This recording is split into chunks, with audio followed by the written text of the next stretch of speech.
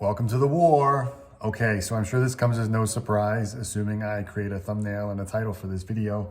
My project update for my next foray in wargaming. But if you can't tell from a covered bridge model that I'm currently painting and putting together, I'm taking a look at the American War of Independence, or the Revolutionary War, depending on how you look at it. For those who don't know, I live in Connecticut. So this is very much a conflict or a period of history that is ever present. Even my favorite bar that I go to has a sign outside saying it was burned down by the British at some point. So, and for what it's worth, I know I don't mention it or talk about it much, but I'm from England too. So I grew up in England. So this is definitely something that I see a lot of interest in, or a lot of nuance to, and I'm excited to explore it. So I thought I'd do an update on just going through the models I've got, the terrain I'm looking to build, the rules I'm looking to use, and things like that. This is very much a work in progress, but I hope it's useful and interesting. So I'll start. Obviously, you've seen this. I know this isn't painted yet, but it's a pretty nice looking covered bridge. Excited to get that painted. I got some more terrain. We'll go downstairs in a little bit to the basement or the gaming room, and I'll show off more there. But in terms of the models or the minis that I'm currently working on, or I plan to use here, this is a combination. I'm building both. I'm planning to solo game this. I'd love to play with my gaming group or at conventions and whatnot. But for now, I'm solo gaming as has been the norm lately. But starting with the models, I'll just start there. I've got a combination of, I think, the classic Warlord games, the two starter sets for the Continentals and the British, working on both. So I'll show the models that I've got finished again down in the basement. But right now, work in progress. These Perry miniatures, AWI. These are Scots, Highlanders, and I'm going to be using a unit of them throughout the game. So excited to get more of those painted and have a little bit of nuance there. I like this. Oh, I'll come back to it just quickly. I like the sculpts. I like the weight. I know it's crazy. I'm seeing all these new these new resin types that are coming, like imminently coming out from a number of companies, and I'm interested to see how they go. I'm perfectly happy with plastics, but I understand. I think it's more of a cost thing than anything resourcing wise. But for now, these are metal. I did buy some other ones. If I either whether I post another progress report or just go straight into a battle report, you're going to see more of those. I had to do the flags, of course, even though I'm starting small. I'll explain that when it comes to the rule set. But I am very impressed with these GMB Designs flags. So I've bought a few of those, various packs for both sides, and excited to get those figured out. Painting wise, again, I'm going to come back to this. I don't know if you can, well, obviously you can tell. Unlike some previous projects that I've got where I've been really heavily addicted to contrast paint, I'm trying to break that habit with these minis. So I am starting with a black undercoat. And yeah, it's they're just different techniques. I'm pretty happy with how they're coming out. But I'm also, as much as I love contrast paint, I just don't want to rely on it. It's still a fairly limited palette. I am excited to see some other. I've started exploring. Let's see here. We've got some. I don't know. Those are air paints, but oh yeah, here we go. Some of the Army Painter speed paints, or whatever. Yeah, they're calling them speed paints. And I don't think I've actually tried these yet, but I'm sure I'll get around to it. So anyway, that's where we're at with, let's see, I talked about the minis, the flags, the painting. We'll talk about the rules, and I'll show you my other models and the terrain I've built so far when we go downstairs. Let's do that now. Okay, the rules, and I probably should have started here, but here we go anyway. So I'm building this project, or I'm approaching this project sort of with different steps in mind. Looking to begin with a skirmish level game, in this case, Rebels and Patriots, the line rampant spinoff.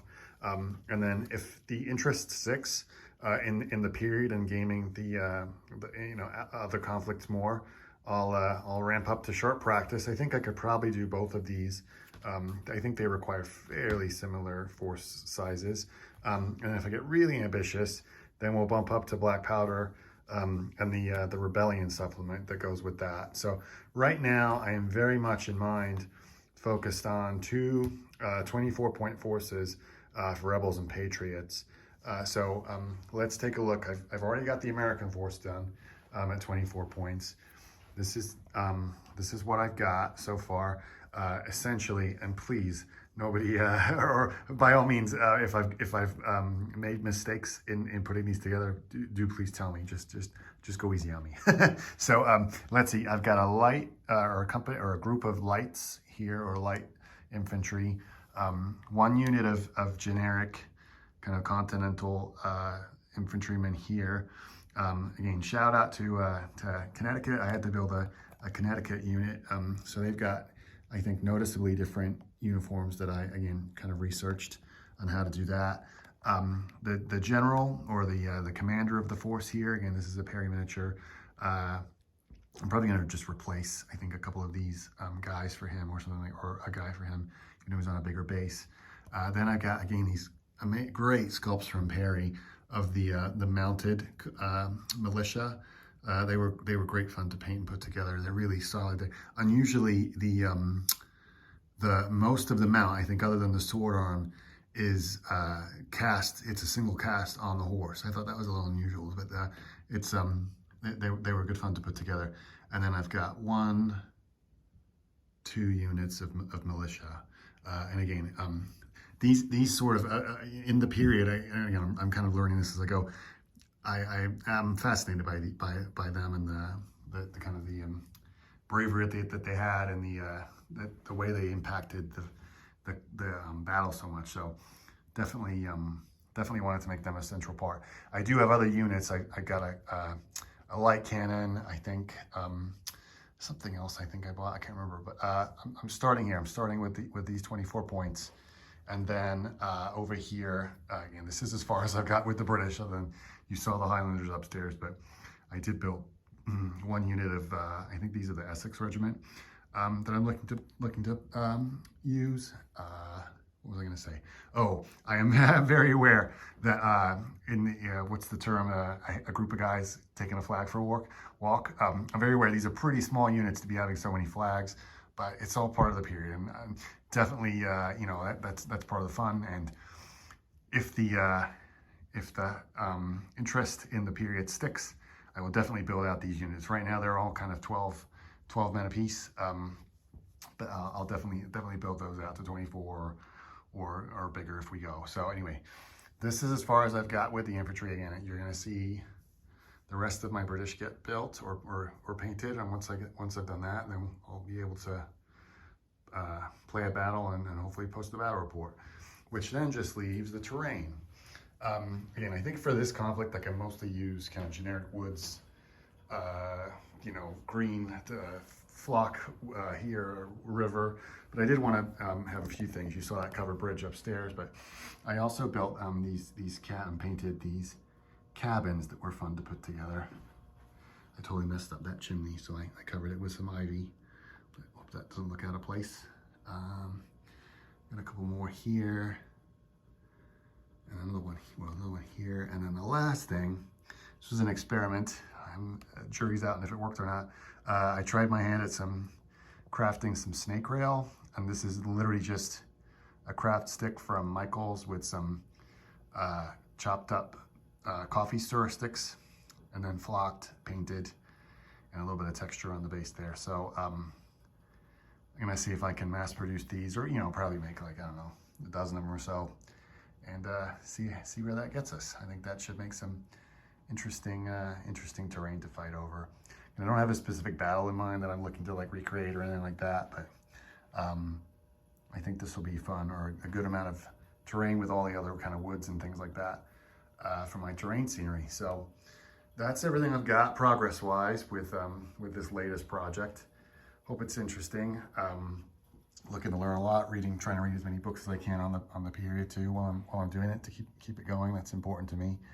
And then, yeah, I'm trying to be disciplined with not working on other projects or painting other projects, but it means I haven't really played a game in a little while, and I am itching to do that. So I might throw up another video on a different game. I am thinking about World War II quite a bit. And another, another interesting project that I've been looking at is some Napoleonic era battles that I have a bunch of models for, but never really found the rule that I like for it. I know my black powder, I just don't think I got the room for it, or at least the table size. But I've actually found some interesting Warhammer historical rules that I think were fan made, but definitely interesting. So maybe maybe I'll throw that on the table too. I don't know, that's a little unique or a little different. But I actually kind of want to play it myself before I get too far, just in case it doesn't really work or I don't quite get something right. But anyway, that's enough of me rambling. I didn't want to, it's been a while since I posted a video, or a few weeks at least, but didn't want you to think I disappeared. So I hope this is entertaining, and look forward to more coming soon. Thanks.